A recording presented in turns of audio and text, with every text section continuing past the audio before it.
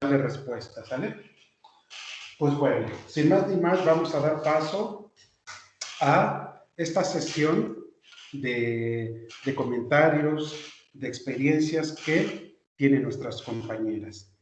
Y bueno, vamos a empezar por una pregunta que, híjole, pareciera que ya estamos como inundados de COVID y que todo es COVID y que todo el mundo quiere hablar de COVID, pero bueno, la verdad es que es una enfermedad que no acabamos de conocer, es una enfermedad que no acabamos de comprender y que día a día nos está dando unas sorpresas, pero ¿para qué les cuento? De tal forma entonces que vamos a tener esta primera sesión en donde la terapeuta ocupacional Sandra Milena y la fonoaudióloga Daisy Juliet nos van a hacer favor de platicarnos, actualizarnos acerca de qué es el COVID-19. Repito, pareciera que ya es un tema pues que ya todo el mundo maneja, pero hay cosas importantes que debemos conocer. Así es que por favor, compañeras, vamos a dejar micrófonos, cámara, para que ustedes por favor nos puedan actualizar acerca de qué es el COVID-19. Adelante, por favor. Bienvenidas.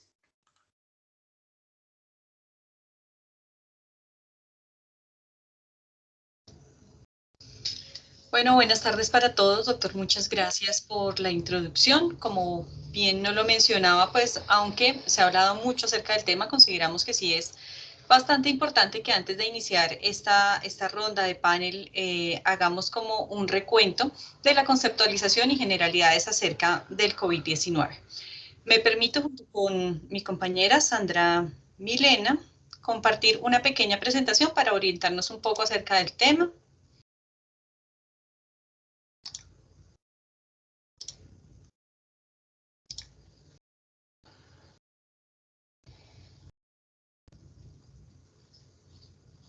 Perdón, creo que estaba un poquito demorado. Ustedes me confirman, por favor, si ya la estamos viendo. Adelante, adelante, compañera. Está cargando la presentación. En este momento la estamos viendo. Adelante, por favor. Perfecto, muchas gracias. Entonces, empezaremos por una pequeña conceptualización de lo que es el COVID-19 a partir pues, de la emisión que nos da la Organización Mundial de la Salud, quien nos refiere que el COVID-19 es una enfermedad causada por un nuevo coronavirus, conocido como SARS-CoV-2. Esa es como la conceptualización general que ellos nos dan. A partir del 31 de diciembre en 2019, cuando la OMS es informada de un grupo grande de casos de neumonía vírica que empieza a ser estudiada en Wuhan. Este COVID-19 pues alerta al mundo entero en 2019, dado que tiene una muy rápida transmisión. Perdón un segundo. Tiene una rápida transmisión. Este virus, como es conocido inicialmente, al COVID-19, se propaga principalmente pues, a través de gotículas de saliva, según nos refiere la OMS también en el 2020, y de secreciones nasales que se generan en el momento en que una persona que está infectada, activa, tose o estornuda. Se conoce hasta el momento pues que la transmisión no se da solamente por gotas respiratorias al toser o estornudar, sino que también puede ser transmisible a través del contacto indirecto, contacto con superficies inanimadas y también en forma de aerosol por microgotas. Esto hace pues que la transmisión sea bastante rápida y siendo el primer inicio de alerta, pues entonces empiezan a indagar un poco más acerca del tema. En el momento pues todavía hay muchas cosas que no conocemos, pero sí se tiene un transcurso más largo. Es importante entonces que conozcamos también un poquito de la historia, de dónde viene ese COVID-19, porque pues no es algo nuevo para la humanidad. Realmente el contexto de COVID-19 y los estudios que se vienen adelantando nos refieren que por primera vez en humanos fue conocido hacia los años 60. Sin embargo, antes de 1960 ya había evidencia de otros tipos de SARS que estaban no solamente en humanos, sino en otras especies. Descubierto por primera vez, como les mencionaba, en humanos en los años 60, y desde los años 60 hacia el 2019 se han encontrado 6 tipos diferentes, de los cuales se mencionan o se les da relevancia a 2 brotes epidémicos que son el SARS coronavirus, identificado y publicado hacia el 2002, y el MERS-CoV, que fue evidenciado en el año 2012. Luego de este, entonces, pues viene este gran brote grande en Wuhan en diciembre de 2019, es nuevo coronavirus, en febrero de 2020, se genera con síndromes respiratorios agudos, severos, con una transmisión mucho más letal y rápida.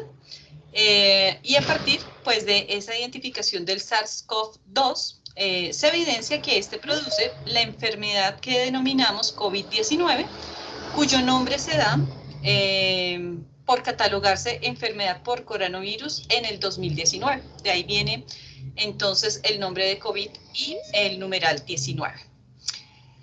En marzo 11 de 2020 ya se declara por parte de la OMS una pandemia, y a partir de esa pandemia pues entonces hemos venido viendo todos aquellos signos, síntomas que van variando, que de lugar a lugar, ¿no? De país a país también tienen y han tenido tantas modificaciones que generan una alerta, que llaman la atención, de los cuales también desconocemos aún muchas cosas, pero pues esperamos durante esta actividad ahondar, profundizar un poco más en lo que es no solamente la enfermedad, sino en esas secuelas que van quedando a largo plazo. A partir entonces de 2020 se han venido estudiando muchas de las variaciones de este COVID-19. Sin embargo, pues actualmente, en este momento, algo que llama grandemente la atención y la preocupación también en general en el mundo, es la variación Delta. Entonces, esta variación Delta en el momento sigue siendo estudiada, pero queremos compartir con ustedes en el momento el último parte que nos da la OMS. Este es el reporte que dan ellos hace un mes acerca de esa variante, para dar también un parte de tranquilidad en el proceso de que se continúa con la investigación y que los cuidados que estamos generando en el momento, pues también pueden minimizar los riesgos. Me permito entonces iniciar el videito informativo.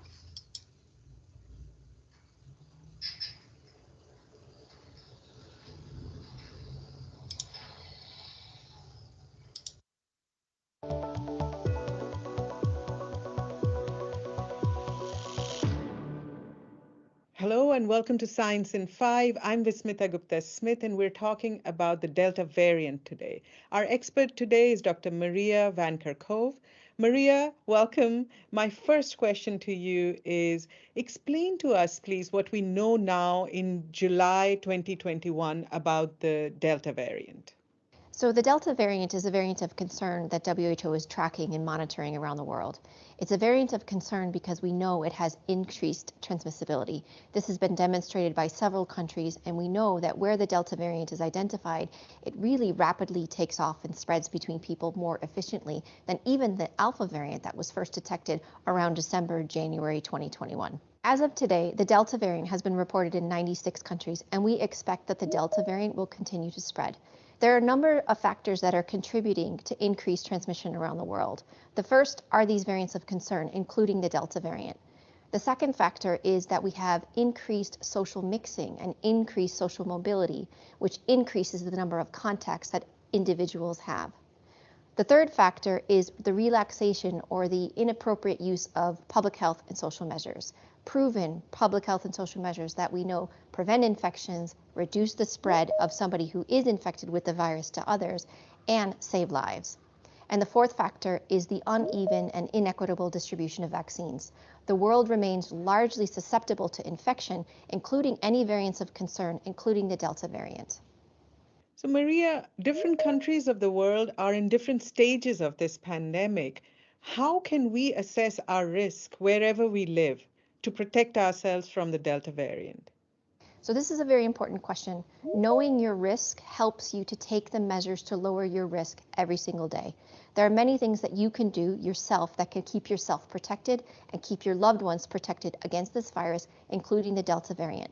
This includes making sure you have clean hands and wearing a mask, making sure that mask covers your nose and your mouth, and that you have clean hands when you put on your mask and you take off your mask. It involves avoiding crowded spaces, keeping your distance from others, making sure that if you are indoors, you are in a room that has good ventilation. And in many respects, that's as simple as opening a window or two windows so that you have good airflow. Taking all of those measures will reduce the possibility of exposure to the virus and reduce the possibility of you getting infected. In addition, when it's your turn, get vaccinated. We know that the vaccines are incredibly effective of preventing severe disease and death. And so when it is your turn, make sure that you take that opportunity and you get vaccinated and you get the full doses. If you are required to get 2 doses, make sure you go back for that second dose so that you could be fully protected against severe disease and death. Maria, do our risks change? And also, should we change our tactics and protective measures depending on what situations we find ourselves in? For instance, we could be in a country or a city which has high vaccination, or we could be in a setting where there is low vaccination. Too many people around the world are not yet vaccinated or who have not yet received the full vaccination course. And so people remain susceptible to infection and they remain susceptible to severe disease and death. This is why we continue to recommend to take a comprehensive approach using all of the tools that we have at our disposal to prevent ourselves from getting infected in the first place, and if we are infected, to pass the virus to others. At the present time, we recommend to continue to adhere, to reinforce adherence to all of the measures that we have, all of the tools that we have at our disposal. Follow the local guidance that's issued in your area and make sure that you take control over what you do every day and reduce your opportunities for getting infected. So remember, this is a dynamic situation and we're learning more every day about these variants of concern. So for the time being, do everything that you can to keep yourself safe and keep up with the latest information. Thank you, Maria. That was Science in 5 today. Until next time then, stay safe.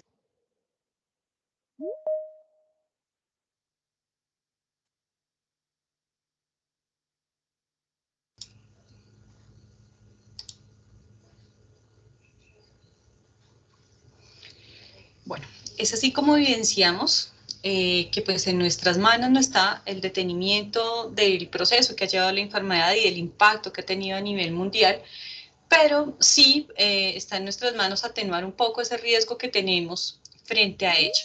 Por tanto, es de vital importancia para nosotros el hacer un recorrido, una revisión sobre la sintomatología, la evidencia que se ha venido llevando acerca de ella y no solamente de la enfermedad vista inmediatamente, sino también de las secuelas a mediano y a largo plazo que pues esta nos va presentando. Para tal fin, entonces, me permito invitar a mi compañera Sandra, quien nos hablará un poco más acerca del tema. Muchas gracias, Juliet. Buenas tardes para todos. Continuando con lo que mi compañera Juliet venía hablando, pues vamos a tomar enseguida pues, los síntomas clínicos que ha presentado el COVID. Digamos que además de las variables que nos nombraba Juliet hace un momento, sobre las diferentes formas que ha tomado este virus en las diferentes partes del mundo, pues digamos que tenemos unos síntomas que se han venido como presentando de manera común. Dentro de ellos está pues la presencia de la fiebre, de tos seca, de cansancio como uno de los síntomas más frecuentes o fatiga. Dentro de otros síntomas y dependiendo pues su variabilidad, también las personas pueden presentar dolores, mialgias, cefaleas, síntomas gastrointestinales, alteraciones sensoriales a nivel del gusto y del olfato, brotes y sarpullidos en la piel. Y dentro de los síntomas de las formas más graves que ha presentado la enfermedad, encontramos pues, la dificultad respiratoria o la disnea, el dolor u opresión en el pecho y la pérdida del habla o del movimiento. Sigue, por favor. En esta hay que tener en cuenta pues, que la mayoría de los casos que se presentan son leves. Alrededor del 81% de la población que se ha contagiado de COVID-19 presenta la forma leve de la enfermedad. Y solo unos pocos, pues en términos de porcentajes, la neumonía se presenta de una manera grave, generando edema pulmonar o síndrome de dificultad respiratoria. Tenemos entonces que en la fase inicial, pues, los pacientes pueden encontrarse afebriles, pueden encontrarse únicamente con algunos escalofríos o algunos síntomas respiratorios leves, aunque en la mayoría de los casos pueden parecer leves. Todos los pacientes van a presentar cambios en sus signos pulmonares si se les hiciera una radiografía, como la opacidad pulmonar, en vidrio ilustrado en la radiografía de tórax si se les hiciera todos, aún en estos casos leves. Cuando se presenta la neumonía leve, entonces vemos que los pacientes han presentado fiebre, tos, dolor de garganta, dolor de cabeza, mialgia, y en otros casos algunos pacientes pues, han presentado incluso infecciones respiratorias de las vías superiores. El aumento en esa mancha o en esa opacidad que se presenta en el pulmón y una disminución importante de los linfocitos. En los casos, de neumonía grave, entonces tenemos que se presenta el síndrome de dificultad respiratoria aguda, como les decía hace un momento, hipoxemia refractaria, infección pulmonar, insuficiencia respiratoria y disfunción de otros órganos, como por ejemplo en otros sistemas en los que se ve afectado ha sido el sistema hematológico, el digestivo. Han habido pacientes con riesgos de sepsis y choque séptico grave, que incluso dependiendo pues del caso clínico del paciente, ha aumentado la tasa de mortalidad considerablemente. Sigue, por favor. Tenemos también dentro de lo que nos dice la literatura, que muchos pacientes, pues, digamos que clasificando y haciendo como un barrido de la literatura, no solamente en adultos, sino en caso de los niños, pues han sido la infección se ha mostrado generalmente de manera más leve que en los adultos. Muchos de ellos pues han sido asintomáticos en comparación y lo único de pronto que se ha visto así para vigilancia es que semanas después o días después de que los niños contraen la infección generan síndromes inflamatorios que son de vigilancia, requieren vigilancia en el caso de los niños. En el caso de las mujeres embarazadas, generalmente no presentan, tampoco se manifiestan enfermedades graves, sin embargo, pues hay que tener en cuenta las comorbilidades de la persona o de pronto algunos antecedentes, que como hemos escuchado también, las personas que tienen mayor digamos, antecedentes, como por ejemplo la hipertensión, diabéticas, la obesidad, el EPOC, cáncer, o cualquier síndrome de pronto que su sistema inmune se vuelva más deficiente, entonces se van a presentar pues ya unos casos mucho más importantes de mayor morbimortalidad. También hay reportes en donde se ha visto que los hombres suelen tener mayor afectación que las mujeres, aproximadamente los hombres mayores de 55 años, y que las mujeres, en lo que se ha visto en la literatura, es que por ese cromosoma X hay unas hormonas sexuales que pueden estar respondiendo ante esas respuestas inmunes ante la presencia de los virus. Entonces, ¿qué es importante de todos estos síntomas? Que no solamente desaparecen una vez la enfermedad se resuelve. Y creo que eso es uno de los motivos que nos reúne hoy acá, porque hemos recibido en los sistemas de rehabilitación de salud en general, hemos recibido quejas, por decirlo de alguna manera, de los pacientes en donde muchos de estos síntomas permanecen y prevalecen durante el tiempo, durante días, semanas, incluso meses. Entonces, los sistemas de salud han tenido, digamos, la atención en esa fase inicial del COVID-19, de lo que hemos hablado hasta el momento, además de concentrar su atención en el control de los síntomas, de los que también ya tocamos un poco, y de lo que es la rehabilitación. Entonces, de la rehabilitación de todas estas consecuencias que nos ha venido dejando el virus. Se ha hablado entonces en los últimos durante el último año con todas las personas que han venido recuperando la enfermedad, pero que de alguna manera continúan con los síntomas pues, de un COVID posagudo, que son los síntomas que permanecen durante las siguientes 3 semanas después de haberse recuperado del COVID como tal. Y cuando permanecen más allá de esas 4 semanas, pues se han determinado muchos definiciones como el long COVID, el síndrome post-COVID, el COVID prolongado, entre otros términos, ¿sí? Pero es precisamente la presencia de esos síntomas más allá de las 4 semanas en los que se mantiene. Sigue, por favor. Entonces hablamos de que este síndrome ha venido reduciendo la calidad de vida de las personas, ¿sí? Viene interviniendo dentro de la función física y pulmonar de los pacientes, ha intervenido o alterado también las funciones psicológicas, las emociones de las personas, sus comportamientos y las funciones cognitivas. Dentro de esas, pues más adelante vamos a seguir ahondando un poco, ir ampliando un poco estos términos, ¿listo? ¿Y a qué nos ha llevado? A que la rehabilitación entonces, digamos, que es algo para irnos pensando y seguirlo construyendo en todo este tiempo, debe llevar a cabo durante todo el proceso del paciente. Una vez el paciente reporta que está presentando algunos síntomas que pueden generarse como COVID-19, se inicia la atención ya sea en su domicilio o si es necesario pues requerir una hospitalización y demás.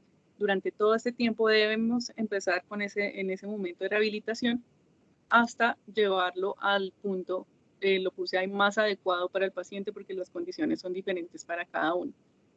Entonces, todo el equipo de rehabilitación es importante, digamos, hasta el momento, pensarnos que ese manejo debe ser individual, ¿sí? Que debemos tener en cuenta las comorbilidades de ese paciente, los síntomas que están siendo más frecuentes en ese paciente puntualmente, mirar las estrategias, cómo mejoramos, impactamos la calidad de vida desde ese momento agudo hasta los momentos más crónicos en los que tengamos nuestros pacientes, realizar una evaluación y un seguimiento constante de esas evaluaciones para poder hacer los ajustes a sus tratamientos y un proceso de educación. Pero entonces no voy a tocar más este punto de post-COVID porque es lo que vamos a ir desarrollando en conjunto con las profesionales que estamos aquí reunidas y el público en general para continuar esta charla.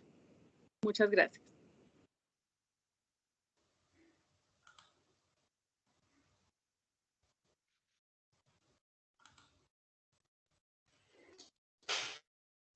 Bien, pues agradecemos las excelentes aportaciones de nuestras compañeras terapeuta ocupacional Sandra Milena y fonoaudióloga Daisy Juliet, quien, bueno, nos han enmarcado de una forma muy sintética, pero también muy importante, esta situación de qué es el COVID-19. Y bueno, pues dando pauta a lo que mencionaba la compañera terapeuta Sandra Milena, vamos a dar paso a la siguiente pregunta, que es, ¿cuáles son las secuelas que deja en la persona al haber cursado por COVID-19? Como decía yo al principio, la enfermedad ha dado muchos vuelcos, ha dado muchas variantes, y por lo tanto también las secuelas hoy día son variadas. Déjenme decirles que ayer venía yo rumbo a la universidad, venía manejando el auto, venía escuchando las noticias y 3 personas llamaron al noticiero donde estaba yo escuchando, y una de las secuelas que ellos mencionaban es la caída, la pérdida de piezas dentales. Es decir, es algo que yo no había escuchado, no sé ustedes, ¿no? Es decir, una de las secuelas que ahora estamos viviendo aquí en México, en la ciudad de Puebla, que estamos en la tercera ola, todavía no llegamos al pico, estamos en esta tercera ola. Las secuelas que está empezando a dejar entonces son pérdida de piezas dentales. Es algo que yo no había escuchado, pero bueno, a ver ahora las compañeras que nos dicen. Entonces, ¿cuáles son las secuelas que deja la persona al haber cursado por el COVID-19? Vamos a tener aquí la intervención de nuestras 4 participantes y voy a empezar, por favor, la terapeuta física Marinali Gil Palacios, para que por favor nos pueda responder esta preguntita. Tenemos aproximadamente unos 3 minuticos por cada participante. Adelante, Marinali, por favor. ¿Me escucho bien ahí? Bien, bien, muy bien, compañera, adelante. Ok, perfecto. Bien, entendamos que hablar de COVID-19 implica muchas situaciones dependiendo en el estadio en el que se encuentra el paciente. Entendamos entonces que depende si el paciente estuvo solamente cursando con la enfermedad desde casa, si estuvo en un servicio de hospitalización sin llegar a unidad de cuidados intensivos. Entonces, obviamente, como bien lo mencionaban mi compañera y el maestro José, va a depender de qué tanta afectación dejó la enfermedad en cada una de estas personas. Se ha hablado, se ha dicho y las investigaciones mencionan, y lo que nosotros hemos podido llegar a observar en los pacientes que hemos recibido por COVID-19, pues van a tener ligeras implicaciones o ciertas implicaciones en las cuales nosotros abordamos.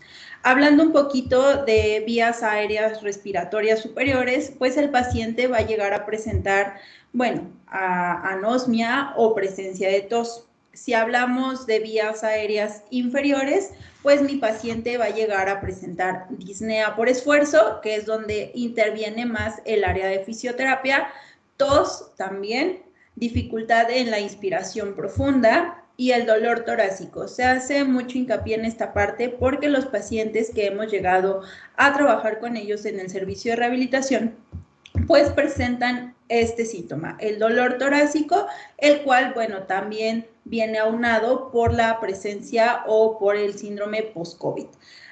Ya hablando a nivel muscular, pues obviamente el paciente presenta debilidad generalizada y dolores erróneos, refiriéndonos nuevamente al dolor torácico.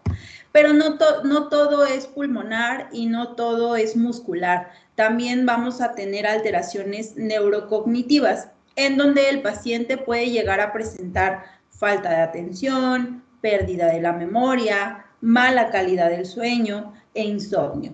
Entonces, a resumidas cuentas, como les menciono, el paciente va a presentar diferente sintomatología por presencia de qué? Pues por presencia de cómo fue la presentación de la enfermedad. Si solo fue leve, moderado o severa, pues va a depender esta parte en el modelo, perdón, en la forma de presentación de los síntomas. Entonces, a resumidas cuentas, podemos mencionar que el paciente post-COVID puede llegar a presentar fibrosis pulmonar, deterioro obviamente de la función pulmonar, neuropatías, que también se ha trabajado mucho con ellas, afectación cardíacas, síntomas musculoesqueléticos, pero también a nivel cognitivo, sabiendo que la enfermedad es una enfermedad sistémica.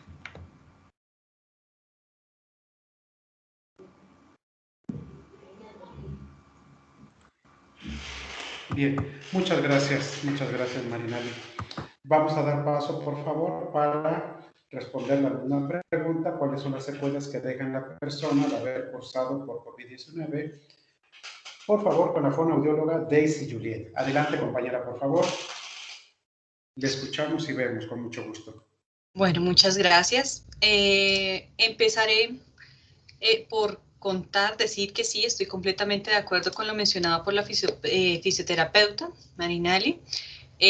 Algo que hemos visto con este COVID-19 es que la variedad de los síntomas han ido cambiando con el tiempo, que son muy variables, que hemos encontrado sintomatología que incluso ni nos imaginábamos hasta el momento y que por ende puede estar afectando cualquiera de los sistemas corporales. Desde fonoaudiología voy a tratar de centrar un poco estas secuelas que nos van dejando. Hay algunas secuelas que nos dejan las alteraciones propias de la enfermedad, tales como la pérdida de la sincronía y la coordinación entre ciclos de la respiración con la deglución y de la respiración con la fonación.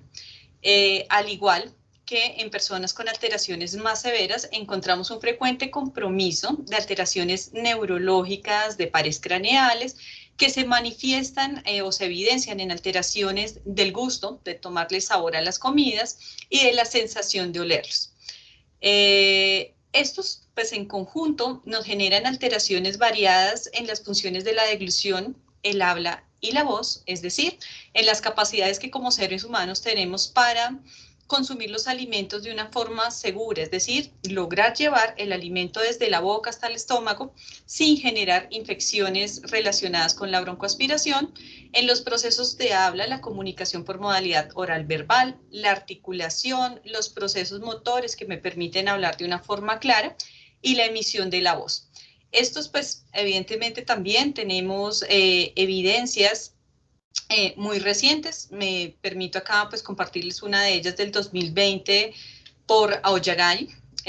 Nos dice que hay pérdida del reflejo, nauseoso principalmente, pero dentro de la experiencia lo que hemos visto es que hay pérdida y debilidad no solamente del reflejo nauseoso, sino también de reflejos como el de la tos y la deglución, que en conjunto pues nos permiten proteger la vía aérea y que en este momento pues nos pone en riesgo.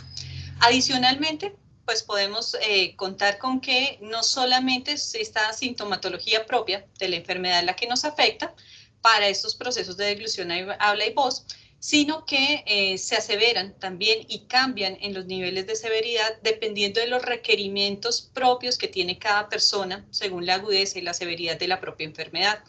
Muchos de ellos requieren ventilación mecánica invasiva o no invasiva, apoyo con traqueostomía, nutrición enteral por sondas nasogástricas, orogástricas, y todas estas condiciones hacen que aumente la severidad de estas dificultades que mencionaba previamente y también generan mayor prolongación de la recuperación, haciendo que allí es donde encontremos como esas secuelas de la prolongación del COVID más allá de esas 4 semanas.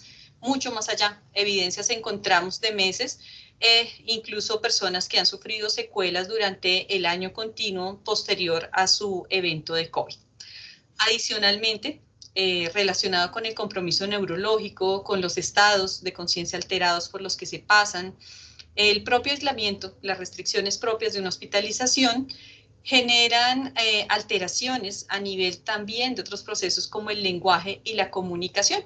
Y pues creo, hemos evidenciado, ¿no?, que estas secuelas post-COVID no están relacionadas únicamente con el paciente directamente, sino que también estos aislamientos, distanciamientos, el uso de los elementos de protección personal han generado modificaciones en la comunicación, en esas modalidades de comunicación que usualmente llevábamos en la proxemia y en estas formas, llevando así o proyectando así esas secuelas posteriores al COVID, no solamente para el paciente que lo ha llevado, que ha estado confirmado, sino también para las demás personas que de alguna manera buscamos protegernos de él y proteger pues también a los que se encuentran en contacto con nosotros.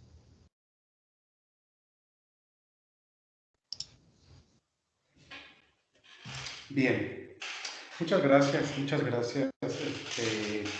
Daisy Juliet, datos muy importantes, ¿no?, que nos está aportando. Y damos paso, por favor, para que pueda respondernos a la danza terapeuta Georgina Sosa Moreno. Adelante, Gina, por favor. Te dejamos cámara y micrófono para tu respuesta, si eres tan amable. Muchas gracias.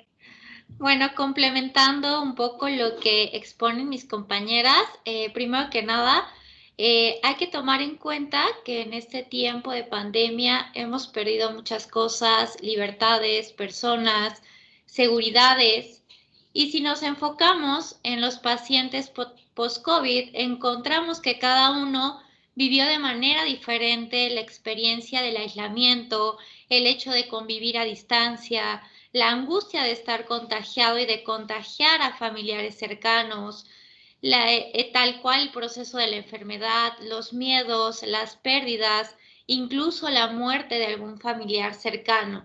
Es por ello que es muy importante identificar y abordar las secuelas emocionales que deja el COVID. Encontramos, bueno, dentro de esto encontramos pacientes post-COVID que presentan tristeza, soledad, miedo, estrés, incertidumbre, confusión, frustración, impotencia, enojo e incluso hastío. Y bueno, esto también va a depender, como mencionaban las compañeras, de cómo haya sido el desarrollo de la enfermedad, ¿no? Hasta qué grado hayan sido los síntomas, cuánto fue su aislamiento, si estuvieron incluso intubados, etcétera. Entonces, estas secuelas emocionales pueden ser un poco más agudas dependiendo de cómo lo vivió cada uno de los pacientes, ¿no? Entre las secuelas más habituales encontramos también cuadros de ansiedad, de depresión y de angustia, pues lo que se puede traducir en crisis de pánico, miedo, descontrol emocional. Entonces, pues para ello es indispensable observar a cada uno de los pacientes, ver cómo es su comportamiento para poder abordar toda esta área de las secuelas emocionales que pues tienen que ir de la mano, ¿no? Tiene que ir de la mano el tratamiento tanto físico como en la parte de terapia de lenguaje, terapia ocupacional, y pues se tiene que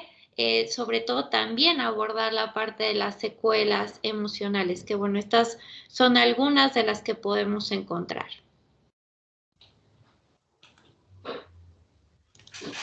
Muy bien, maestra Gina. Bastante interesante lo que nos aporta. Bien, y por último vamos a escuchar a la compañera terapeuta ocupacional Sandra Milena en respuesta a esta segunda pregunta. Adelante, compañera, por favor. Vale, muchas gracias. Bueno, muchos de los elementos ya los retomaron todas mis compañeras. Quiero responder esta pregunta desde terapia ocupacional. Las secuelas que nos han comentado los pacientes a nosotros desde nuestra experiencia vienen pues asociadas con todo lo que ya se ha dicho acá, pero digamos que cómo impacta en su vida o en su desempeño ocupacional, ¿sí? Impacta, por ejemplo, los síntomas que nombraba Marinali, como la fatiga, como el cansancio, el ahogo, la disnea, que no es solamente el manejo, digamos, o la queja, digamos, del síntoma de la persona, sino cómo este impacta en su vida diaria. Por ejemplo, los pacientes que ya vemos y que permanecen con este síndrome post-COVID, pues ya están en su casa, ya están, digamos que en su vida, en lo que es su espacio y lo que serían sus actividades de la vida diaria, pero precisamente ese es el problema con ellos, no logran adaptarse nuevamente a sus roles o a sus actividades de la vida diaria. Dentro de esto no es solamente, por ejemplo, volver al trabajo o volver a la universidad o al colegio, sino el desarrollo de las actividades de autocuidado.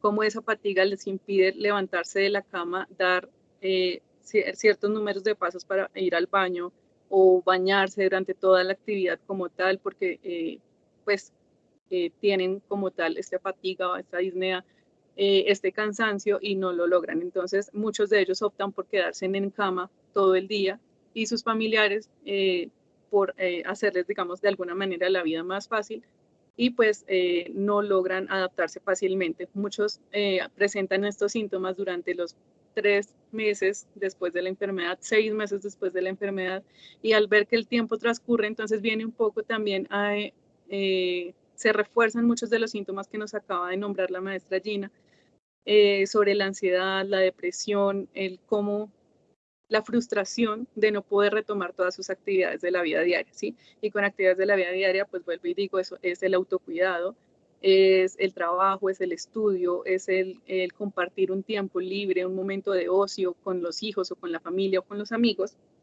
Y pues vienen ya las fluctuaciones en los estados de ánimo que también vienen a interferir en sus relaciones de familia.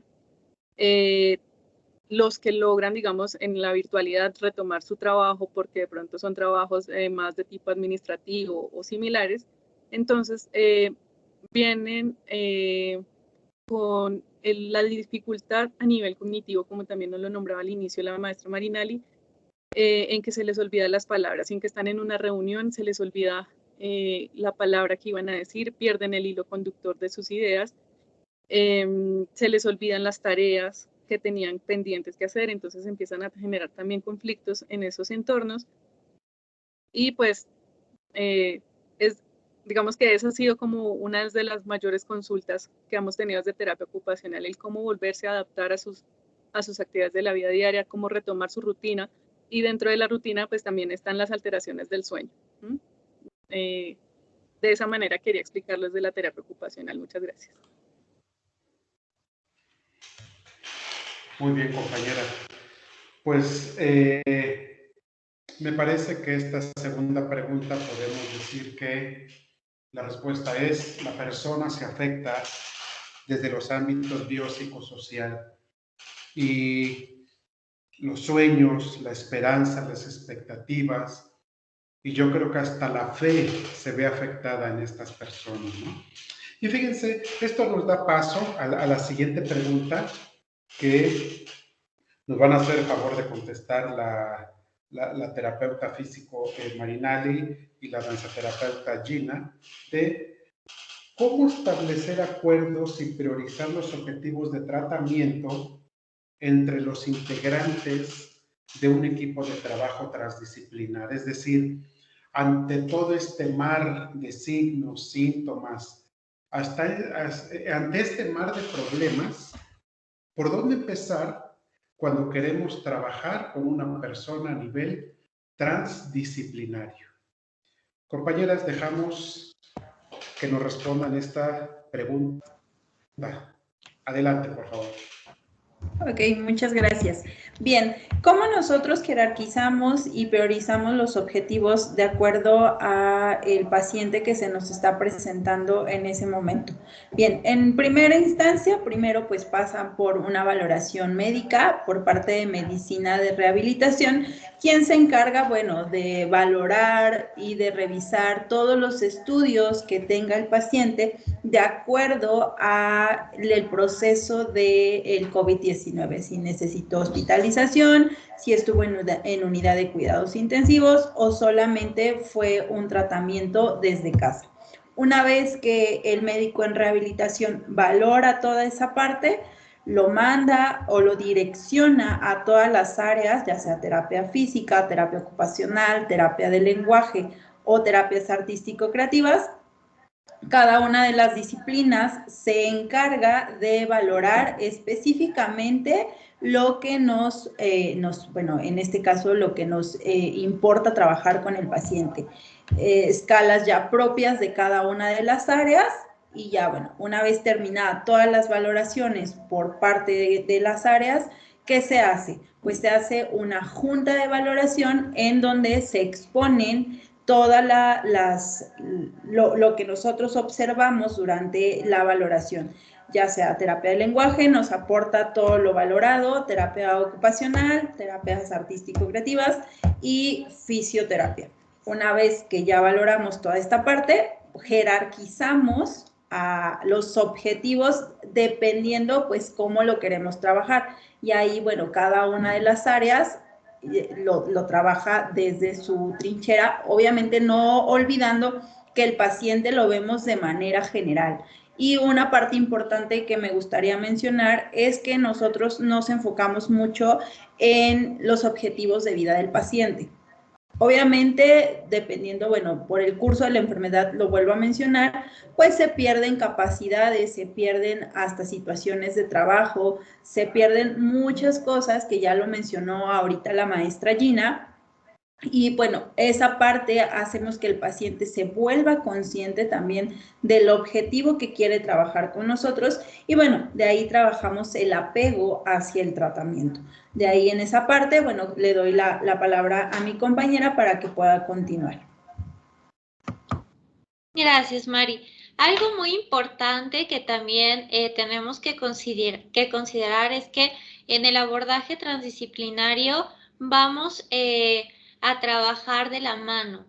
Trabajamos de la mano con los objetivos que se establecen en común y procuramos tener mucha interacción entre nosotras para que así, un ejemplo, en mi área pueda complementar también los diferentes objetivos que se trabajan en terapia física, en terapia ocupacional, en terapia de lenguaje. Entonces, es un ejemplo, si tenemos que reforzar la parte de la respiración, pues a través de la danza terapia. También lo hacemos con técnicas de relajación, de respiración profunda, metemos la parte de la música para la parte del canto.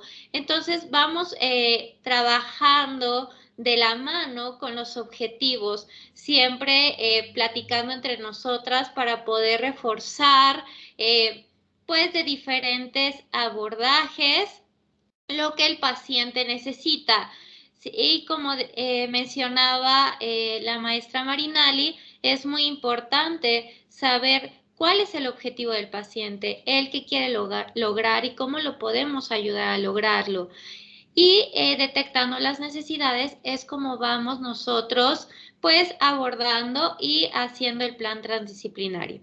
Y bueno, me gustaría proyectarles un video que este es de una terapia grupal de pacientes que están en el modelo transdisciplinario, porque, bueno, nosotros también cuando vemos y detectamos esa necesidad que tienen los pacientes social y de trabajar la emoción, no todos, algunos se canalizan también en la parte de la terapia grupal, donde también cubrimos objetivos sociales, objetivos de más hacia el trabajo emocional, tomando en cuenta que muchos de los pacientes post-COVID, como mencionaba hace rato, pues vivieron mucha esta parte del aislamiento y del distanciamiento social.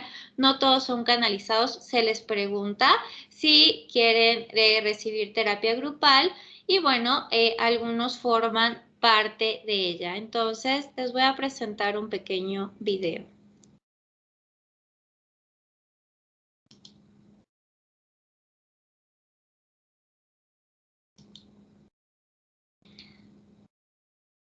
Bueno, aquí podemos ver cómo a través del movimiento, esta es una sesión de danza terapia, a través del movimiento también reforzamos la parte de la movilidad, de la amplitud de los movimientos y bueno, no lo podemos escuchar, pero también llevamos el ritmo de la música, que eso también les ayuda a poder trabajar y canalizar la parte de su emoción, les ayuda a distraerse, les ayuda por un momento pues a olvidar o a dejar a un lado esas preocupaciones que pueden tener durante su día. Como bien lo menciona la maestra Gina, en esta parte, pues recordemos que no todos los pacientes o todos los pacientes y hasta nosotros sufrimos la parte del confinamiento de manera inicial. Entonces aquí también lo que busca un modelo transdisciplinario en donde se trabajan, bueno, las diferentes áreas es la combinación de las terapias. Aquí, bueno, se le da ciertas recomendaciones a terapias artístico-creativas para que se pueda trabajar de manera ya un poquito con música, en cuestión de la danza. A los pacientes nos hacen mucha referencia a que les gusta, bueno, escuchar música, trabajar con música, entonces todo eso nosotros lo volvemos en un modo rehabilitador. Entonces, asimismo también se pierde esa parte del confinamiento inicial, pero también trabajamos de manera terapéutica.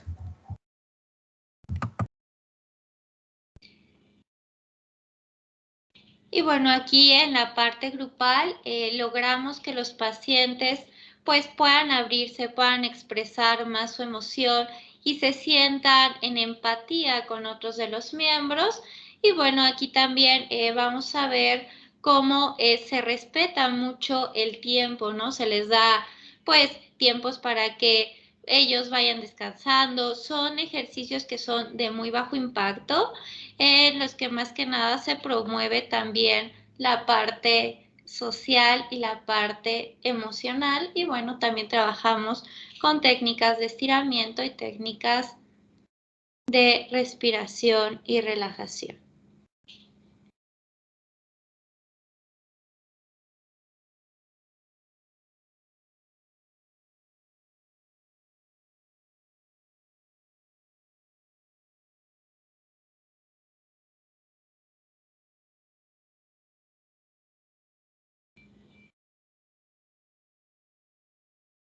Y bueno, en esta ocasión, en esta sesión, tuvimos el acompañamiento de música en vivo, porque bueno, eso ayuda mucho a que los pacientes puedan relajarse junto con la música. Y bueno, este es un ejemplo, bueno, esta sesión es de danza terapia, pero bueno, estos pacientes están también en terapia ocupacional, están en terapia de lenguaje y están en terapia física, todos son parte del modelo transdisciplinario.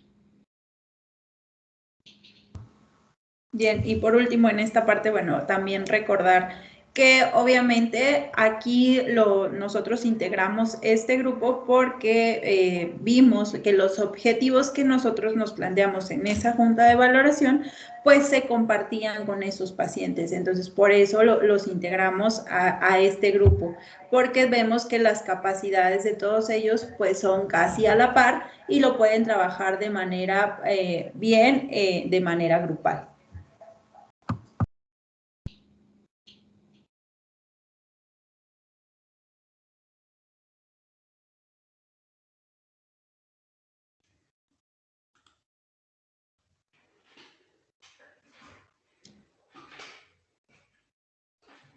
Bien, muy bien, compañeras. Fíjense, recopilé unas palabras clave en donde podemos resumir de forma muy sencilla cómo es que los profesionales de la salud intervienen en un manejo transdisciplinario. Ellos deben tener interacción, complementación, reforzamiento y compartir las acciones. En este video, si pudieron notar, nuestra compañera Gina está siendo monitor, está haciendo el seguimiento de los pacientes, de las personas, pero si notaron en la parte de atrás había por ahí un chico que se estaba moviendo entre ellos, él es fisioterapeuta. Entonces vemos cómo perfectamente los integrantes de un equipo pueden complementarse, reforzarse, interactuar, pero sobre todo compartiendo estas sesiones. Muy bien, compañeros. Vamos a pasar a la siguiente pregunta, es nuestra penúltima, y dice así: ¿cómo se aborda a la persona que cursó por COVID-19? Es decir, ¿cuál sería un manejo que se puede dar a estas personas que han sufrido esta enfermedad? Vamos a empezar, por favor, por nuestra compañera terapeuta ocupacional, Sandra Milena Latorre. Le escuchamos, tenemos 3 minutos en cada intervención, por favor. Así es que vamos a poner atención todos. Adelante, compañera. Vale, muchas gracias. Bueno, ¿cómo se abordan? Es importante que los pacientes que lleguen a nosotros pues tengan una evaluación funcional inicial para tener como un punto de partida, ¿sí? Puntualmente desde terapia ocupacional, además de la evaluación funcional, hacemos una evaluación ocupacional que involucra pues todos esos elementos, componentes, perdón, del desempeño ocupacional de las personas que retoman pues todas esas habilidades a nivel motor, sensorial, cognitivo y socioemocional de las personas para que, digamos, en su contexto específico, que nos dicen qué tan competentes son ante las demandas de ese contexto. Ya cuando planteamos entonces los objetivos de intervención, no solamente digamos que evaluamos nuestros propios objetivos, sino como los decían nuestras compañeras anteriormente, buscamos la manera de hablar con el resto del equipo de rehabilitación, con los fisioterapeutas, con los fonoaudiólogos, con las terapeutas, por ejemplo, en este caso la representante Gina, en el arte, en la danza, ¿sí? Para establecer unos objetivos que sean en común y que nuestros objetivos en este caso desde terapia ocupacional, vayan apuntando a esa misma dirección. ¿Qué tenemos en cuenta nosotros? Entonces, que las actividades por las cuales nosotros intervenimos sean actividades que estén relacionadas con el interés o la motivación del paciente, que no sean actividades aisladas o que se nos ocurrió de repente una actividad para un paciente, sino que sea algo, una actividad que venga o que tenga relación con esa actividad principal o esa ocupación principal de las personas para ganar mayor motivación y mayor adherencia al tratamiento. Entonces, dentro de esto no solamente iniciamos con con, por ejemplo, actividades relacionadas con el autocuidado, que es uno de los intereses. Cada uno todos estamos interesados en poder valernos por nosotros mismos para realizar nuestras actividades, por ejemplo, de alimentación, de cincalado, de vestido, de higiene y demás, sino nos valemos también de actividades de laborterapia, por ejemplo, o de ludoterapia, por las cuales también podemos abordar todas esas problemáticas que ya hemos identificado previamente en los pacientes. Estas actividades pues las tenemos en cuenta con los síntomas de los pacientes, por ejemplo, la fatiga. Podemos realizar cualquier tipo de actividad, como les digo, ya sea de autocuidado, laborterapia o ludoterapia, enmarcada en lo que nosotros desde terapia ocupacional llamamos técnicas de ahorro de energía. Entonces, son estrategias que brindamos a los pacientes para que puedan realizar todas las actividades que ellos quieren realizar. No es necesario que se quite, que no realicen una actividad, que se modifique esa rutina, reduciéndoles esas actividades, sino brindándoles estrategias para enseñarles cómo pueden realizar esa actividad sin que esa fatiga los llegue a afectar tanto. Entonces, ¿cómo hacemos? Por ejemplo, seccionamos una actividad por pasos, aumentamos los tiempos de descanso durante la actividad, disminuimos la cantidad de movimientos que se realizan, organizamos previamente los espacios que necesitamos para cada actividad y que el paciente pueda, de esa manera, pues entonces, empezar a ir aumentando su participación progresivamente a pesar de los síntomas que el síndrome le está generando. Tenemos también, digamos, las intervenciones que están relacionadas hacia esas alteraciones a nivel cognitivo, por ejemplo, por medio de diferentes tipos de entrenamiento. Por efectos de la pandemia se puso de moda la atención en telesalud o en telemedicina. Desde terapia ocupacional la estamos utilizando principalmente para hacer el seguimiento, por ejemplo, en algunos casos, cuando pues no es necesario tener como el contacto del paciente, podemos valernos de estas estrategias, hacer entrenamientos, por ejemplo, de sus habilidades cognitivas con diferentes programas y métodos que nos permiten hacer el entrenamiento en la atención, en la memoria, en la resolución del problema. Todas estas habilidades cognitivas, agilidad mental y demás, que el paciente nos está refiriendo. Es necesario entonces también enseñar o educar al paciente en esos procesos de introspección, de reconocer cuáles son esas sintomatologías y brindar estas estrategias para ayudarle a su participación en sus actividades. Y como les digo, todos estos objetivos o estas maneras de intervenir deben ir acordadas con el equipo de rehabilitación para que todos estos objetivos pues se vayan cumpliendo, no solamente por cada área por separado, sino en conjunto. Bien, muchas gracias, compañera. Damos paso a la danza terapeuta Georgina Sosa para escuchar su aportación. Adelante, por favor, compañera. Muchas gracias. Bueno, a partir de las terapias artístico-creativas, lo primero que hacemos es valorar, igual como mencionaron mis compañeras, valorar al paciente para poder identificar cuáles son sus gustos y sus necesidades. Y en base a ello establecemos el plan de tratamiento a desarrollar. En las terapias artístico-creativas, nuestra herramienta principal van a ser los lenguajes artísticos, utilizamos lo que es la música, la danza, las artes plásticas, la expresión corporal. Entonces, es muy importante saber qué es lo que le gusta al paciente, porque en base a ello es cómo nosotros vamos trabajando. Si vemos que al paciente le gusta más o tiene más inclinación hacia la música, pues buscamos también preguntarle qué estilo de música le gusta, ¿no? Qué estilo de música va a disfrutar en la sesión para adaptar los ejercicios siempre diseñados hacia el gusto del paciente. Y bueno, igual pasa con la danza, igual pasa con la parte de la expresión corporal.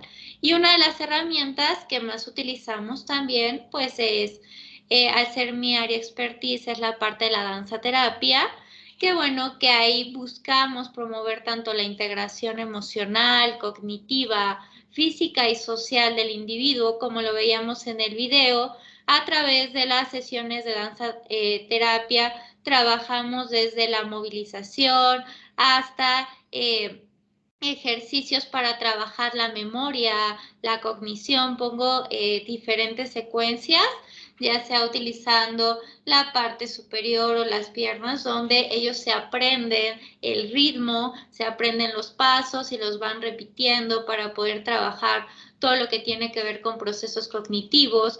Trabajamos también la parte de la concentración, la parte del equilibrio, cuando se necesite también trabajar cuestiones de la marcha, y no dejamos atrás que pues es una de las áreas que también abarco mucho, es la parte emocional. La parte emocional la trabajamos a través de la danza terapia también, con movimientos libres, con movimientos amplios, que eso ayuda a que la persona pueda expresarse a través del movimiento. Lo trabajamos también a través del arte, a través de que ellos plasmen cómo se sienten, lo que vivieron, cuáles fueron sus emociones más frecuentes durante la enfermedad, durante el aislamiento, y cómo se sienten ahora. Entonces, damos un espacio para que ellos plasmen, se puedan expresar, pues, a través del arte. Y con la música la utilizamos mucho para la parte de la relajación, ¿no? Complementamos las técnicas de respiración con vocalización, con respiración profunda, el simple hecho de solo pues acostarnos en el tapete, poder escuchar la música, olvidarnos de los problemas, poder sentir nuestra respiración y también poder seguir, bueno, con el ritmo de la música, seguir y hacer respiraciones profundas. Entonces, pues esta es una manera con la que vamos abordando al paciente post-COVID, pero bueno, dependiendo de lo que cada uno de los pacientes quiera lograr, de los objetivos que se establecen, es la técnica que nosotros elegimos y el abordaje que trabajamos en terapias artístico-creativas. Excelente, muy bien, maestra Gina, muchas gracias. Por favor, fonoaudióloga Daisy Juliet, le escuchamos con mucho gusto. Adelante, por favor, compañera. Perfecto, bueno, quiero contarles que desde el área de fonoaudiología, pues nosotros propendemos por el mantenimiento de funciones, la minimización de las secuelas y una rehabilitación temprana y oportuna, no solamente de las alteraciones de habilidades que dependen de estructuras orales, faringeas, laringeas, faciales, que claramente tienen una afectación por la enfermedad, sino también por facilitar esos procesos de comunicación y del funcionamiento cognitivo en estas personas. Es importante allí resaltar que lo que procuramos es que esta intervención que nosotros hacemos venga de base con una evaluación muy integral, completa, que nos dé información desde cada una de estas áreas, para que también de manera temprana y oportuna podamos evitar los deterioros, la prolongación de esta misma sintomatología y secuelas, que pues para cada caso y dependiendo también de los requerimientos que haya tenido durante su proceso, pues van a ser distintos. Ha sido muy satisfactorio desde el área de fonoaudiología contar con el trabajo interdisciplinar con diferentes áreas, el poder trabajar procesos, por ejemplo, de deglución de la mano de terapeutas ocupacionales, donde pues mientras nosotros estamos procurando que el proceso de ingesta sea lo más segura, que se rehabilite toda la parte sensorial, refleja, oral protectiva, todas las capacidades motoras que se requieren para alimentarnos de una forma segura, sin riesgos de broncoaspiración, también allí de la mano contamos con que ese proceso de alimentación es una actividad de la vida diaria, de la cual pues mucha información y apoyo nos da terapia ocupacional, que ya escuchamos pues a nuestra compañera hace un rato contándonos todo lo que pueden trabajar también desde el área y desde la rehabilitación sensorial, que para nosotros es importante en estos procesos deglutorios. El trabajar muy cercanamente, muy de la mano con fisioterapia, por ejemplo, entre muchas de las cosas que trabajamos para procesos de la recuperación, rehabilitación de los procesos de habla y de voz. Como allí fisioterapia nos da pautas importantísimas para este reacondicionamiento físico, de patrones posturales, de procesos de respiración que finalmente son también importantísimos para nosotros como fonoaudiólogos para poder promover ejercicios de coordinación fonorrespiratoria, de la relación que tiene la respiración con procesos deglutorios y la protección de la vía aérea.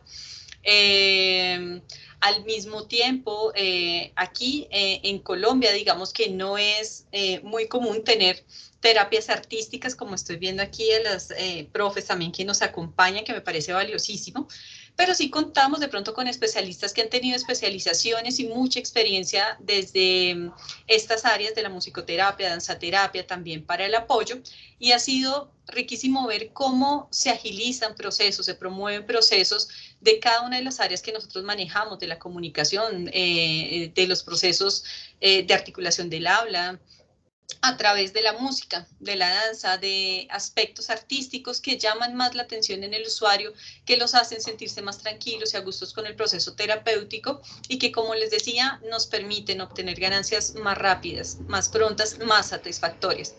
Entonces, pues allí quería contar pues un poquito la experiencia. El abordaje desde el área pues es muy amplio. Aquí puedo quedarme contando muchas cosas, sé que tenemos alguna limitación también en cuanto al tiempo, pero finalmente quiero resaltar que la labor del fonoaudiólogo con la enfermedad del COVID y las secuelas que se proyectan de ella, pues tiene un impacto importante en que se haga de manera muy temprana, de que desde los primeros momentos podamos estar con ellos acompañando ese proceso y evitar ese deterioro y la prolongación de esas mismas secuelas.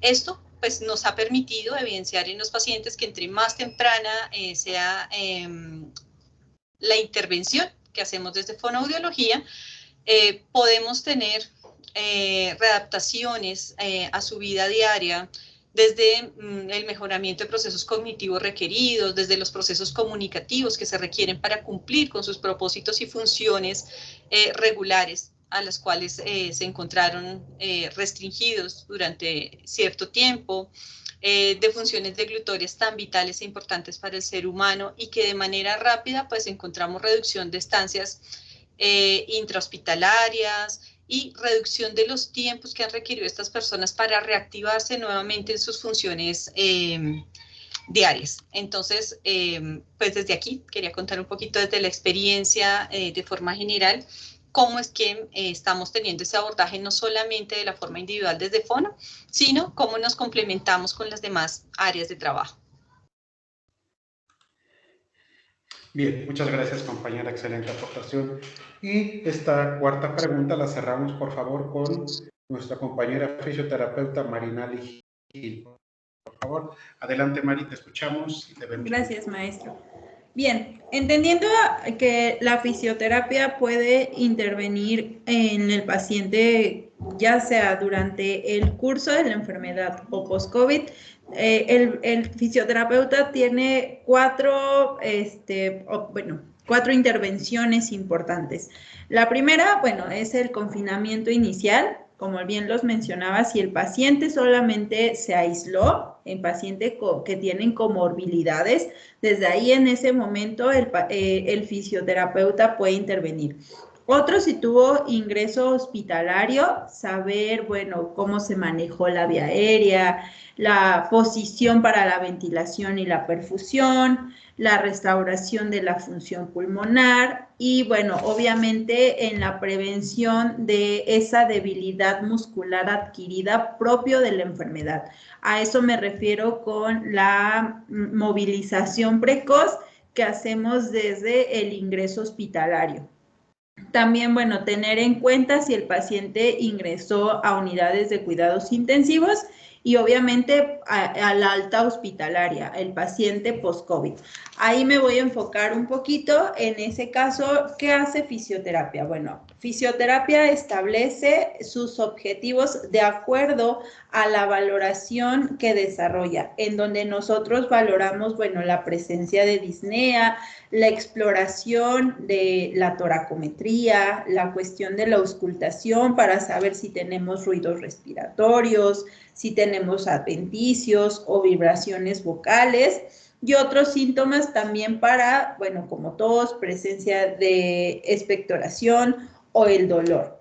Una vez que nosotros determinamos todo esto conforme a esta valoración, pues ya determinamos el plan a seguir, por el cual podemos hacer, bueno, ejercicios respiratorios básicos, la aplicación de algún instrumento para facilitar esta cuestión, ejercicios de calistenia, si ya mi paciente requiere algún material para generar fuerza, resistencia, equilibrio, movilidad, saber en qué momento nosotros cambiamos al paciente de posición, si está en decúbito supino, si ya lo podemos mantener ascendente, si ya está en sedente, ya lo podemos poner a bípedo. Si ya podemos iniciar un proceso de reeducación de la marcha, si ya podemos trabajar cuestiones de coordinación, de equilibrio. También fisioterapia se involucra un poquito en la cuestión de la memoria, la cognición, darle al paciente esta parte sin olvidar obviamente el ejercicio terapéutico, pero dar esta parte conforme a lo que nosotros nos planteamos. El ejercicio, si ya lo podemos, a lo mejor cuestiones de lateralidad, cuestiones de giros, pero todo esto va determinado, como bien lo menciono, a saber en qué fase se está encontrando mi paciente y cómo fue ese curso de la enfermedad que tuvo ese paciente. Si solamente es un paciente que tiene cuestiones respiratorias, bueno, pues solo me enfoco a cuestiones respiratorias. Pero hemos tenido pacientes que han requerido la atención de una inmovilización. Entonces ahí nosotros determinamos en qué momento puedo cambiar de posición a mi paciente para poderlo trabajar. Aquí de esta mano, bueno, también por eso les comento esta parte de los objetivos y de esa interacción que tanto el fisioterapeuta como las otras áreas guardamos. O sea, una vez que vimos al paciente, voy con terapia ocupacional, voy con terapia de lenguaje, voy con terapias artístico-creativas y les digo, bueno, necesito que reforcemos la parte del equilibrio, necesito que reforcemos la parte de la coordinación, necesito que recordemos la parte de, a lo mejor, la lateralidad. Con terapia de lenguaje, a lo mejor la cuestión del posicionamiento, la cuestión de la voz, la cuestión de la atención con estos pacientes.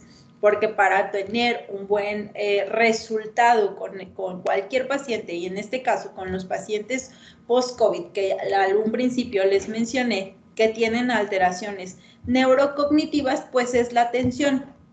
Si no tengo la atención de mi paciente, pues no genero a nivel cerebral alguna modificación, llámese plasticidad cerebral. Si mi paciente no está atento, no está dispuesto a poder hacer su rehabilitación, pues al final de cuentas el ejercicio o la actividad que yo le estoy poniendo no me está trayendo objetivos importantes o más bien no objetivos, sino cambios importantes en el estado físico de mi paciente.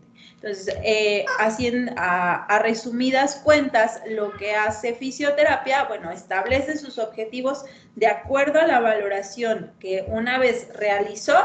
De ahí determinamos, bueno, reeducación de la marcha, coordinación, equilibrio, ejercicios respiratorios, no dejando atrás la fisioterapia respiratoria, pero también va acompañado del ejercicio físico y en qué momento yo ya puedo ponerle a mi paciente cargas, resistencias, y eso hace que mi paciente tenga un apego a su tratamiento. Por mencionarles, hace algunos meses llegó un paciente post-COVID a recibir la fisioterapia respiratoria, se le trabajó por medio de ejercicio físico y en este momento ya se encuentra como actividad y ya lo tuvo como actividad final el ejercicio, o sea, ya está yendo al gimnasio porque ahora ya se preocupa más por su cuerpo, porque después de esas secuelas que dejó la enfermedad, ahora mi paciente va teniendo atención más porque por su cuerpo,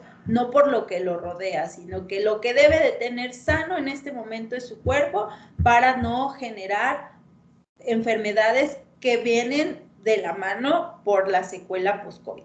De esa manera, fisioterapia interviene con estos pacientes.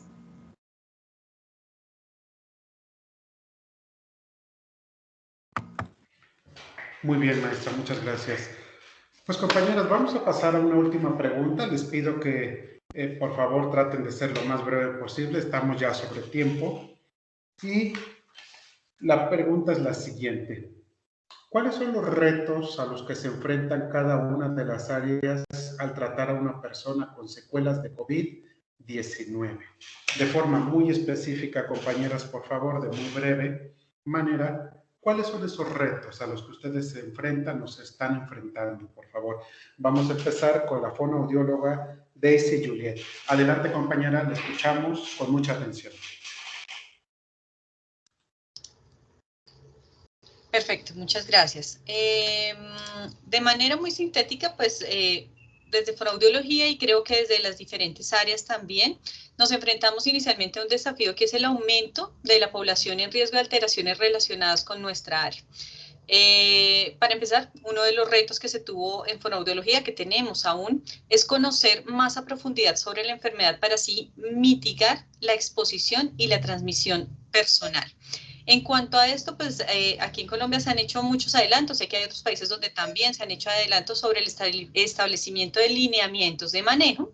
Uno de ellos acá en Colombia pues fue relacionado, por ejemplo, por el Colegio Colombiano de Fonoaudiología, donde hay acá un establecimiento de lineamientos que tenemos para el cuidado propio cuando ejercemos nuestras funciones.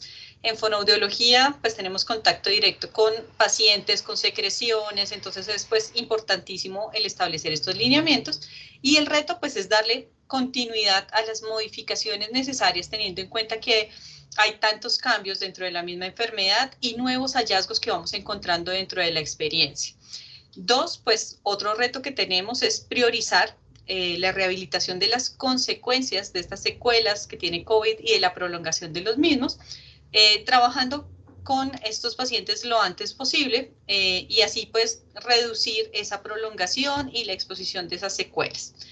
Tres, y por último, considero que es importantísimo la recopilación, investigación, información que tengamos y la publicación también de esta información que podamos recopilar de casos que tengamos de COVID prolongado, que es algo pues de lo que tenemos poca información también publicada. Entonces sé que desde nuestra experiencia, desde nuestro ejercicio, estamos trabajando mucho en estos casos, en la mitigación de estas secuelas.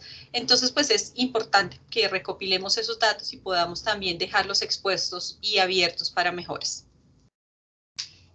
Eso es todo lo que quería compartirles. Muy bien, compañera, gracias. Por favor, Georgina Sosa, que es nuestra danza terapeuta, adelante, por favor. La escuchamos con esta última respuesta, por favor. Claro, muchas gracias. Yo creo que uno de los retos más importantes desde las terapias artístico-creativas es la aceptación. Las terapias artístico-creativas son disciplinas que no son muy conocidas en México. Me atrevería a decir que muy pocas personas todavía las conocen. Entonces, cuando llega el paciente, se le explica, a veces es difícil que acepten una terapia o que entiendan una terapia que puede resultarles alternativa, puede resultarles recreativa, pero bueno, una vez que ya la prueban, empiezan ellos a aceptarla, incluso empieza la parte de la demanda. Entonces creo que el reto más grande es dar a conocer las terapias artístico-creativas, que sepan que se trabajan sobre objetivos, que son disciplinas profesionales, que puede formar parte de la rehabilitación, ¿no? Como las demás terapias. Entonces, yo considero que este es uno de los retos más grandes y como comentaba nuestra compañera, también la parte de sustentar y de escribir todo lo que se encuentra ahí. Todavía muy pocos escritos. Ayer me di como la tarea de buscar, encontré 2 o 3 artículos del abordaje del arte terapia y pacientes post-COVID. Hay muy poca información acerca de lo que se hace en terapias artístico-creativas, en el abordaje de pacientes post-COVID. Entonces, yo creo que estos serían los retos más importantes en esta área. Perfecto, compañera, muy bien, muchas gracias. Adelante, compañera Sandra Milena, terapeuta ocupacional. Le escuchamos, por favor. Muchas gracias.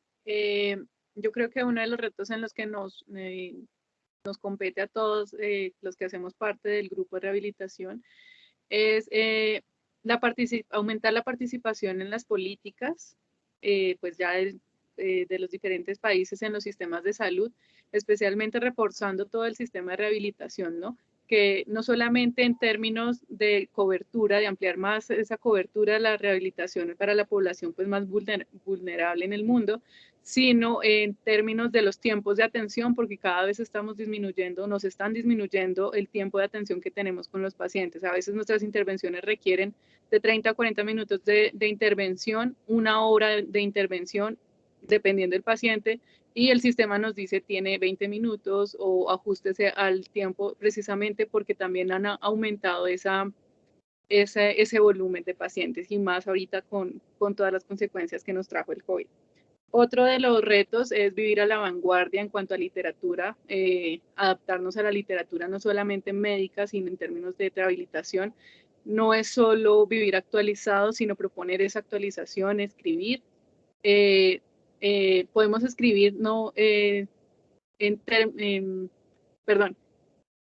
artículos desde lo descriptivo, contando nuestras propias experiencias, de lo descriptivo desde cada una de nuestras áreas, o desde lo propositivo, cómo proponemos un tratamiento para X síntoma o para X situación que se está presentando actualmente o que se puede presentar más adelante. Y por último, bueno, 2 cosas últimas. Una es el refuerzo del proceso de humanización en la atención de salud en general. Creo que somos un equipo, uno de los profesionales que más tenemos en cuenta este proceso de humanización, porque tenemos en cuenta muchos aspectos de los pacientes, de la vida propia de los pacientes, ¿no? Entonces es como ese refuerzo a todo el sistema de salud en esa humanización. Y finalmente, lo que quería decir era retos en brindar educación no solamente a nuestros pacientes, sino a las familias, en lo que podemos pensar y lo que se está viendo ahorita, lo que serán los retos más adelante en cuanto a la prevención de disfunción, no solamente física, sino socioemocional y cognitiva de los pacientes, pues que viene de la mano con la pandemia y con muchas otras cosas que ya estamos viviendo. Muchas gracias. Muy cierto, compañera, muy amable. Y terminamos por último con la respuesta de nuestra compañera fisioterapeuta Marinali Gil. Adelante, Marinali, por favor. Bien, gracias. Nosotros, bueno, más bien presentamos 2 contextos diferentes o 2 retos de manera diferente. Uno es, bueno, lo que han mencionado mis compañeras, pero otro muy importante es los pacientes, es la familia, que ellos entiendan que el haber cursado por esta enfermedad va a dejar no solo secuelas a nivel respiratorio, se habla y toda la información que se nos brinda por los diferentes medios menciona que las afectaciones solamente son cuestiones respiratorias, pero creo que todavía muchos pacientes no han sido como conscientes que esta enfermedad es sistémica, que puede tener como repercusión cualquier sistema. Entonces, cuando llegan al servicio de rehabilitación, ¿ellos por qué van? Pues van porque quieren la fisioterapia respiratoria, porque eso fue lo que dañó en un principio la enfermedad, pero no acaban de entender o todavía no existe la información suficiente en poderles indicar que no solamente es la cuestión respiratoria, trae cuestiones como lo mencionábamos, cognitivas, de lenguaje, las cuestiones de ansiedad, las cuestiones de depresión. Y entonces, cuando nosotros les explicamos todo el proceso rehabilitatorio, dice, bueno, ¿y por qué lo tengo que recibir? Bueno, porque no se les ha explicado o no hay información suficiente acerca de todas esas secuelas que deja la enfermedad. Ese es por un lado, la parte de los pacientes, la parte de los cuidadores y la parte de la familia. Y obviamente la parte desde desde el área ya como tal, desde los profesionales, es que no hasta ahorita, bueno, en este momento la fisioterapia respiratoria vino a dar un alce importante porque pues todos queremos atender a esos pacientes que están teniendo secuelas importantes, pero no existen muchos queremos hacer la fisioterapia respiratoria sin tener las bases suficientes para poder aplicarla, ¿no? Entonces, no hay como la cuestión de diplomados, la cuestión de alguna maestría que se enfoque 100% a esa área. O sea, ahorita tomamos mano de lo que tenemos, pero hay que empezar a formar fisioterapeutas respiratorios que se estén enfocando 100% a eso, ¿no?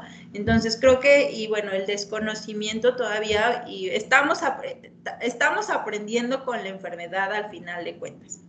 O sea, llegó el COVID-19 y empezamos a aprender con ellos, desde cómo lavarnos las manos, desde cómo ponernos un cubrebocas, desde cómo cuidar la sana distancia y desde cómo cuidar mi salud.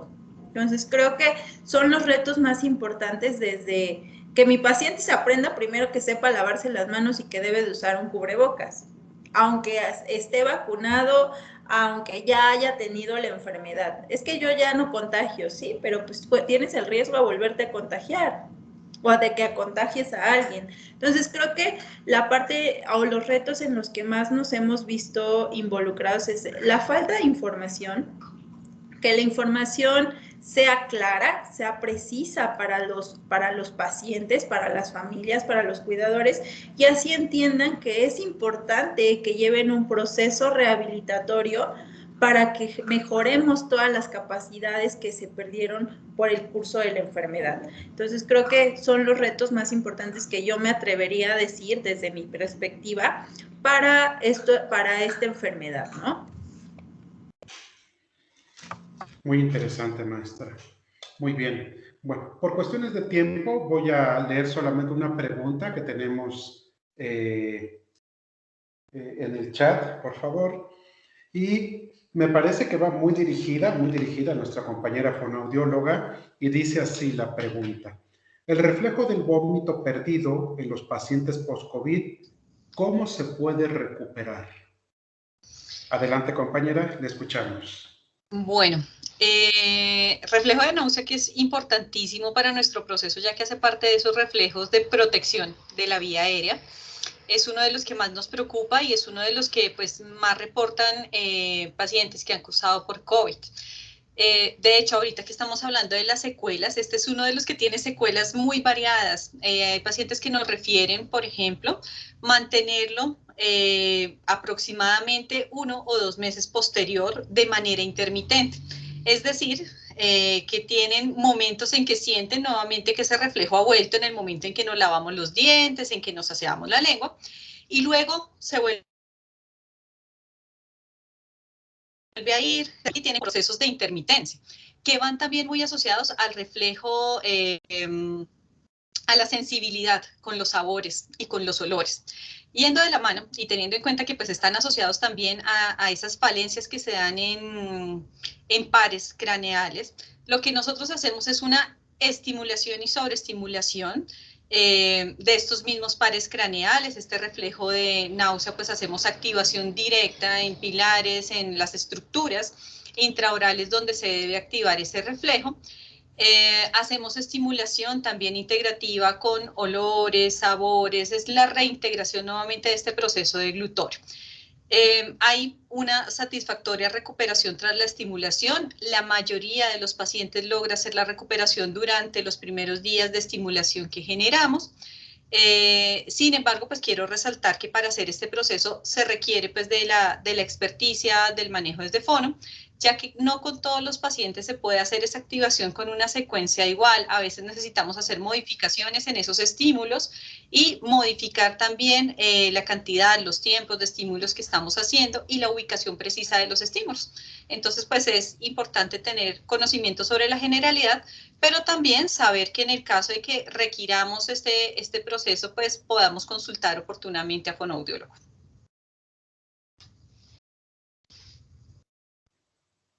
Bien, perfecto, muchas gracias. Compañeras, les pido si abren por favor su camarita para que podamos observarlas ahora sí a todas juntas. Por favor, vamos a dar el cierre a este segundo webinario de experiencias del abordaje transdisciplinar. Pues como pudimos notar, la verdad es que es un mar de información. Me parece que necesitaríamos 4 vidas para poder saber lo que cada una de ustedes sabe. Por supuesto que eso no se puede. Y voy a dejar una pequeña reflexión, ojalá que estén de acuerdo conmigo, en base a todo esto que hemos visto. Por supuesto, el conocimiento, la actualización me parece que es algo fundamental, pero en este momento voy a poner algo por encima del conocimiento, que dice así. El profesional de la salud que hoy día no sabe, no puede, no quiere o no desea trabajar como parte de un equipo y un conjunto disciplinar, se encuentra incompleto. Está ya hundido en el pasado, preocupado por sí mismo y no por la persona que atiende. ¿Cómo ven, compañeros? Entonces, podré tener todo el conocimiento y diplomas y llenar mi casa de trofeos. Sí, sí, pero si eso no lo comparto, si mi compañero profesional no sabe eso y yo no sé lo que él sabe y todos los demás profesionales podemos saber y ayudar a la persona, estamos perdidos, ¿no?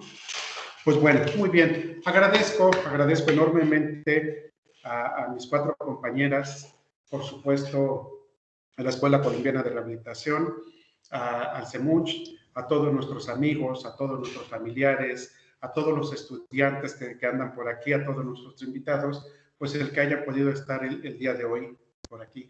Recuerden, por favor, el próximo miércoles, igual, 8 de septiembre, 5 de la tarde, tenemos otro tercer webinario que va a estar dirigido hacia la salud mental. Les envío un fuerte abrazo a todas, que la pasen muy bien y pues felicidades a todos. Un abrazo y hasta luego a todos. Mucho gusto.